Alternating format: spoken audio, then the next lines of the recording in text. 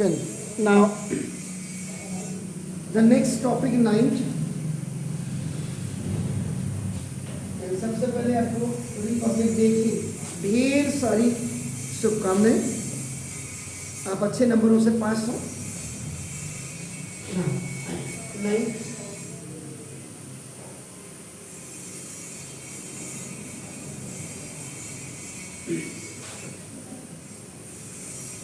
yesterday in the evening formulation of ionic compounds में हमने कैसे आप इसको बनाते हैं, how you form the ionic compounds, उसके बारे में चर्चा की थी। And basically that is only depend upon the valencies, charges जिनको आप कहते हैं, उसके हिसाब से आप फॉर्मूला। अगर कोई आपको पूछना हो तो you please ask me, I am going for the next topic. तब तक आप सोच लीजिए आपको क्या पूछना है, खाली पास होने की जुगाड़ मत दीजिएगा। मॉलिक्यूलर मॉस, तो now molecular mass of a compound is normally used for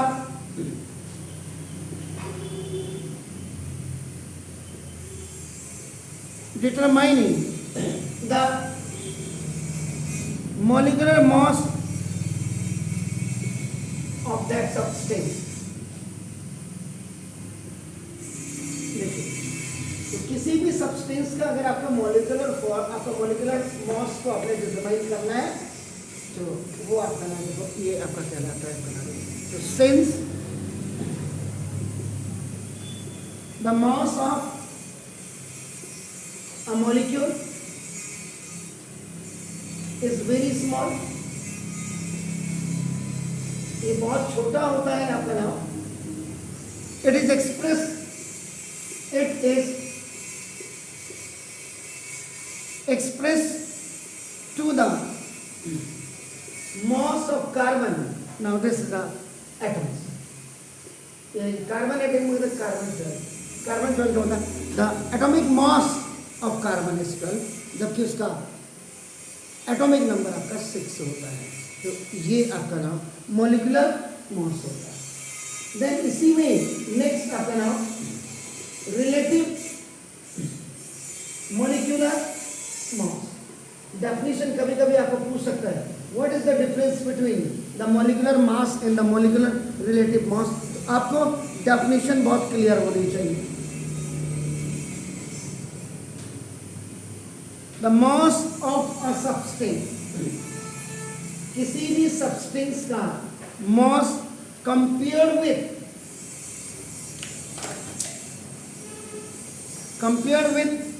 112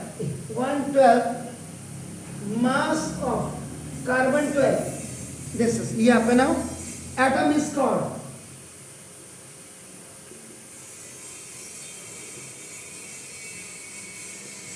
relative molecular mass। इसको आपका रिलेटिव मॉलिक्यूलर मास कहा जाता है, यानी कि simple relative molecular mass RMM। This is, तो ये is equal to mass of one atom of a substance upon 112, this 112 mass of this is atom, यानी कि वन एटम भी आप लिख सकते हैं, one atom of carbon 12। This is the formula of the relative molecular mass. ये हो जाएगा, तो प्लीज डू इट। फिर एग्जांपल में इसके जाएंगे ना। तो अब इसका अगर आप एग्जांपल की बात करते हैं कि relative molecular mass is equal to mass of one atom of a substance upon a लिखा है। तो for example the relative molecular mass of oxygen atom, ये आपका जो यानी कि O2 आपका इसका कितना होगा 32 तो इसका मतलब क्या है? इट मीन्स अब यहाँ पे भी अगर आप इसके अंदर तक जाएंगे, इसका मतलब देखो ये एटॉमिक मास ऑफ ऑक्सीजन ये इसी पर आपका कितना होता है 16 आता है। इसका मतलब देखो 1 molecule of oxygen has 2 atoms, इसलिए आपका नाम है तो 2 × 16 इसी पर आपका ये 32 ऐसे हो जाता है आपका नाम जैसे। तो it means the relative molecular मास, जो आपका रिलेटिव मॉलिक्यूलर मास है ये अगर आपने निकालना है तो देखो यहाँ से ऐसे निकालेंगे, लेकिन पहले इसका मतलब आपका जो it means the molecule of oxygen, it means the molecule of oxygen. जैसे यहाँ पे बता 1 ऑक्सीजन है जो आपका 2 एटम है आपका नाम देखो जैसे, तो इज 32 अपॉन तो 32/12 टाइम्स तो 30 यहाँ पे आप 32 रखेंगे मॉस ऑफ 1 एटम ऑफ आपका सब्सटेंस होता है ऑक्सीजन अपॉन आपका देखो तो 32 टाइम्स आपका नाम देखो दिस ये हो गया as heavy as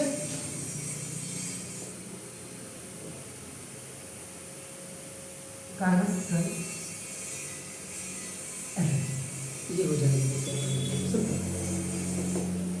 molecular mass आपका ये ऐसे हो जाएगा, इसको निकालेंगे तो that is the molecular mass, तो दैट इज द mm का मतलब देखो this is the molecular mass of oxygen